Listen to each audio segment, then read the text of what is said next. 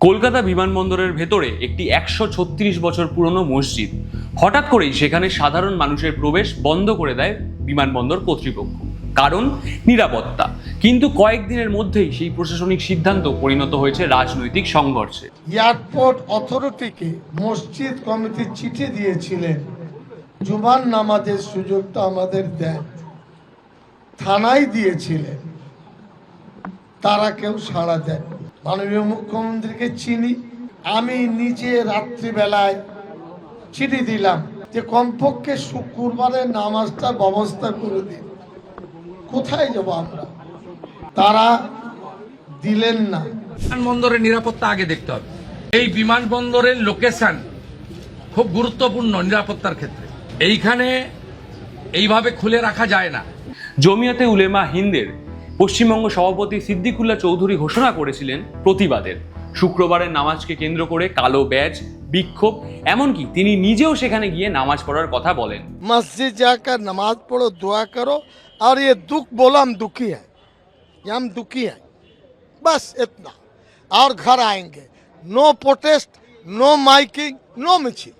তাহলে এখন প্রশ্ন হলো, এটা কি শুধুই ধর্মীয় অধিকারের প্রশ্ন, নাকি পশ্চিমবঙ্গের নতুন রাজনৈতিক সমীকরণে সংখ্যালঘু রাজনীতির প্রথম বড় সংঘর্ষ? কিন্তু তার আগে ঐতিহাসিক প্রেক্ষাপটটা একটু দেখা যাক। কলকাতার নেতাজি সুভাষচন্দ্র বসু আন্তর্জাতিক বিমানবন্দরের ভেতরে অবস্থিত 136 বছর পুরনো এই ঐতিহাসিক কাঠামোটি মূলত মাকড়া মসজিদ বা গৌরীপুর জামে মসজিদ নামে পরিচিত। এর সবচেয়ে বড় ঐতিহাসিক প্রমাণ হলো মসজিদটি বিমানবন্দর গড়ে ওঠার বহু আগেই নির্মিত হয়েছিল। 1890-এর দশকে যখন এই অঞ্চলটি একটি সাধারণ গ্রাম ছিল, তখন স্থানীয় গ্রামবাসীদের প্রার্থনার জন্য এটি স্থাপনা করা হয়। এর প্রায় 34 বছর পর অর্থাৎ 1924 সালে ব্রিটিশ আমলে এখানে দমদম অ্যারোড্রোম বা বিমান ঘাঁটি স্থাপনা করা হয়। ফলে ঐতিহাসিক নথির নিরিখে এটি স্পষ্ট যে বিমানবন্দরের জমিতে মসজিদ তৈরি হয়নি, বরং মসজিদের চারপাশেই ধীরে ধীরে গড়ে উঠেছে আজকের আধুনিক বিমানবন্দর। 1950 ও 1960-এর দশকে যখন বিমান ট্রাফিক বৃদ্ধি পায় এবং দ্বিতীয় রানওয়ে সম্প্রসারণের কাজ শুরু হয়, তখন আশেপাশের গ্রামের অধিবাসীদের উত্তর 24 পরগনার মধ্যম গ্রামে পুনর্বাসন দেওয়া হয়। কিন্তু তৎকালীন ধর্মীয় অনুভূতি ও বিশেষ বোঝাপড়ার কারণে এই ঐতিহাসিক মসজিদটিকে স্থানান্তরিত বা স্পর্শ করা হয়নি। ফলে সময়ের সাথে সাথে বিমানবন্দরের সীমানা বৃদ্ধি পাওয়ায় এটি রানওয়ের মাত্র 165 মিটার দূরত্বে সম্পূর্ণ উচ্চ নিরাপত্তা বলয়ের ভেতরে আবদ্ধ হয়ে পড়ে। এবার আসি অধুনা সময়ের বিতর্কে। ঘটনা শুরু কয়েকদিন আগে। বিমানবন্দরের কর্তৃপক্ষ জানায়, কলকাতা বিমানবন্দরের অপারেশনাল এলাকার ভেতরে অবস্থিত গৌরীপুর বা মাকড়া মসজিদ সাধারণ মানুষের প্রবেশ নিষেধ থাকবে কিছুদিনের জন্য। তাদের যুক্তি, বর্তমান নিরাপত্তা ব্যবস্থা যথেষ্ট নয়। এতদিন শুধুমাত্র পরিচয়পত্র দেখিয়ে মানুষ বিমানবন্দরের সংরক্ষিত এলাকায় ঢুকতে পারছে। একটি আন্তর্জাতিক বিমানবন্দরের নিরাপত্তার ক্ষেত্রে এটিকে ঝুঁকিপূর্ণ বলে মনে করেছে কর্তৃপক্ষ। এই বিমানবন্দরের লোকেশন খুব গুরুত্বপূর্ণ নিরাপত্তার ক্ষেত্রে। প্রথমে রাস্তা মেরামতের কারণ দেখিয়ে কয়েকদিনের জন্য নামাজ বন্ধ করা হলেও পরবর্তী সময় অনির্দিষ্টকালের জন্য প্রবেশে নিষেধাজ্ঞা জারি করা হয়। এই সিদ্ধান্তের পরই প্রতিবাদে নামে মসজিদ কমিটি। সারা রাজ্যের 22টি জেলা, আমি বলছি দায়িত্ব নিয়ে, শান্তিপূর্ণভাবে 1 কোটির বেশি মানুষ নিজের নিজের মসজিদে দোয়া করেছেন, যথাসাধ্য কালো ব্যাজ পরে প্রতিবাদ করেছেন। দুঃখের কথা, বেদনার কথা। সিদ্দিকুল্লাহ চৌধুরী ঘোষণা করেন, এটি শুধু একটি মসজিদের বিষয় নয়, এটি ধর্মীয় অধিকারের প্রশ্ন। তিনি শান্তিপূর্ণ আন্দোলনের ডাক দেন এবং শুক্রবারের নামাজের সময় কালো ব্যাজ পরে প্রতিবাদের আহ্বান জানান। প্রশাসনকেও সতর্ক করেন যে মানুষের ধর্মীয় অনুভূতিকে অবহেলা করলে পরিস্থিতি আরও জটিল হতে পারে ভবিষ্যতে। অন্যদিকে প্রশাসন স্পষ্ট জানিয়ে দেয়, নিরাপত্তা সংক্রান্ত সিদ্ধান্ত আপাতত কোনো পরিবর্তন হচ্ছে না। প্রতিবাদের ডাকের পর বিমানবন্দর এলাকায় অতিরিক্ত পুলিশ মোতায়েন করা হয়েছে সরকারের পক্ষ থেকে।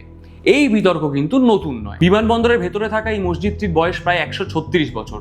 বহু বছর ধরেই বিমানবন্দরের সম্প্রসারণ এবং দ্বিতীয় রানওয়ের পূর্ণ ব্যবহার নিয়ে এই মসজিদটির অবস্থান নিয়ে আলোচনা চলছিল।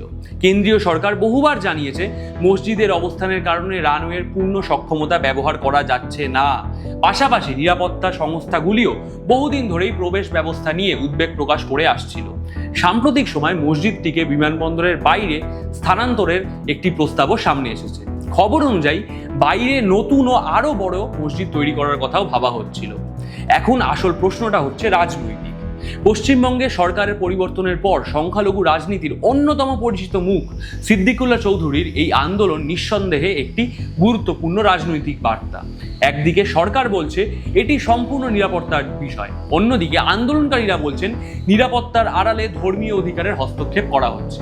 এই দুই অবস্থানের সংঘর্ষ আগামী দিনে আদালত, প্রশাসন এবং রাজনীতির তিনটি ক্ষেত্রেই নতুন বিতর্ক তৈরি করতে পারে। তবে একটি বিষয় আপাতত পরিষ্কার, এই মুহূর্তে লড়াই শুধু একটি মসজিদকে ঘিরে হচ্ছে না।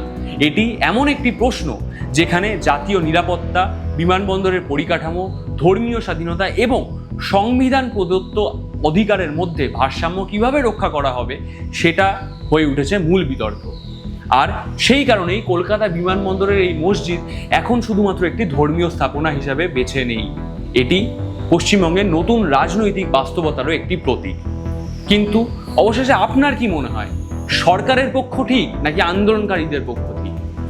অথবা এই দুই পক্ষকে ভিত্তি করে মাঝখানে কোনো সহাবস্থান আনা দরকার, যেখানে মানুষজনদের যে আশা, যে ভরসা, সেগুলো দ্বিখণ্ডিত হবে না এবং অন্যদিকে নিরাপত্তা বলয়ের কোনো ধরনের আঁচ আসবে না। আপনাদের মন্তব্য, আপনাদের ভাবনা কমেন্ট সেকশনে আমাদের জানাতে পারেন, যাতে আমরা বুঝতে পারি আপনারা কি ভাবছেন এবং আমাদের ভিউয়াররা কি ভাবছে, যাতে একসাথে আমরা পরবর্তী সময় আরও সেই বার্তালাপের মাঝে আমরা যাতে আরও পরবর্তী সময় ভিডিও বানাতে পারি। এবং এই ধরনের খবর দেখতে প্রতিনিয়ত আমাদের ওয়েবসাইট banglasphere.com-কে আপনি সাবস্ক্রাইব করতে পারেন। তাছাড়া আমাদের এই চ্যানেল দ্য বাংলা স্ফিয়ারকে সাবস্ক্রাইব করুন এবং ফেসবুকে বাংলা স্ফিয়ার পেজটিকে ফলো করতে ভুলবেন না। দেখা হবে পরবর্তী ভিডিওতে। ততক্ষণ সুস্থ থাকুন, সাবধানে থাকুন এবং খবরে থাকুন দ্য বাংলা স্ফিয়ারের সাথে। ধন্যবাদ।